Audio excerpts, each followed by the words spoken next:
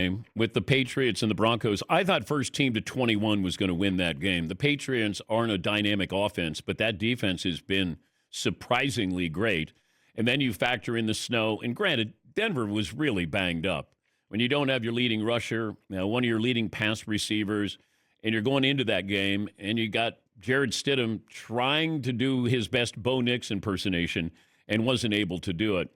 But there was a moment, and I think you have to be honest with yourself. What would you have done in the moment when it was a fourth down and it's early, and you can kick a field goal and you go up 10-0, and you know bad weather is coming? That was in the forecast. So you know that bad weather is showing up at some point. You know the wind is whipping. And I thought, kick the field goal. Just kick the field goal. It's 10-0, and you'll be fine. And I think that was the surprising part of it is it feels like it's a failure if you don't go for it on fourth down. And somehow, you come away with a field goal instead of a touchdown. You leave 4 points out there.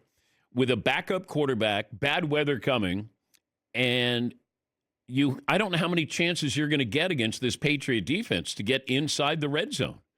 And I thought, kick field goal. Just kick it. It's 10-0. Because the worst-case scenario to me is you don't get anything, and that takes away the momentum. At least I get 3, and it puts even more pressure on the Patriots.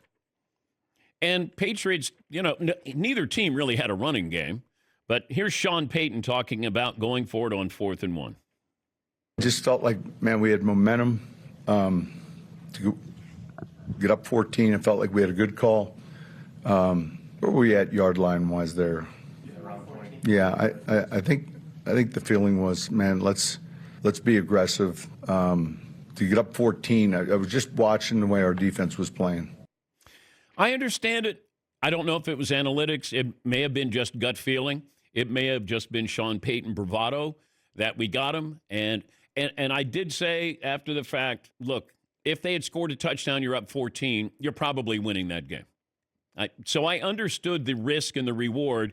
But with Bo Nix, okay, I'll run that play. But even then, I don't like my backup quarterback rolling right. Therefore, he's taken away half the field. And give credit to the Patriots because they weren't fooled at all on that play. But, this fourth down analytics, man, it's gone crazy. And I go back to the Detroit Lions would have played in the Super Bowl, but they were going for it on fourth down. And I know that's what Dan Campbell did the entire regular season. This is the postseason. In the regular season, you live for another day, another week, another game. Not now. And I think that came back to haunt them. Because I wasn't going to ask too much of Jarrett Stidham. I just wanted him to maintain. You throw one deep pass late, and then you come back and try to throw another deep pass in those conditions, and he gets picked off. They just weren't threatening on all. Well, neither team was, because the weather was, obviously rough enough that we could even find. Jim Nance is like, I don't know where the ball is. I think the 33-yard line. Yes, Eaton. It's almost like those two big plays that Stidham had, the big throw and then the touchdown right after, maybe gave the Broncos a sense of false confidence there. Because those two plays were really huge failures by the defense more than exceptional plays. Broncos defense was great, and I thought that there were moments where Drake Maye could have been Josh Allen. I was surprised he didn't run more.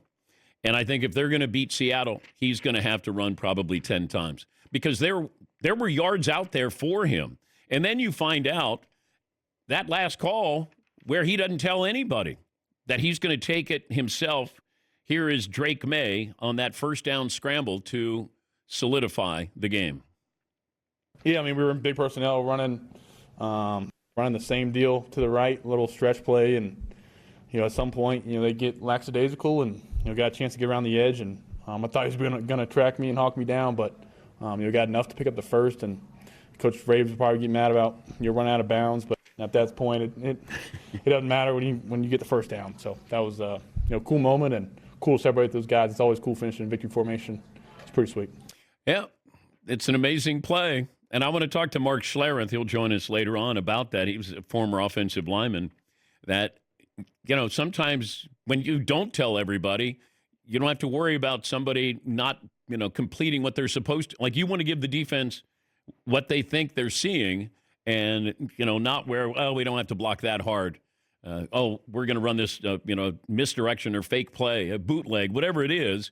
You want them doing their job, and Drake Maye did just that. He had to beat one guy, did it, and an incredible call at that moment.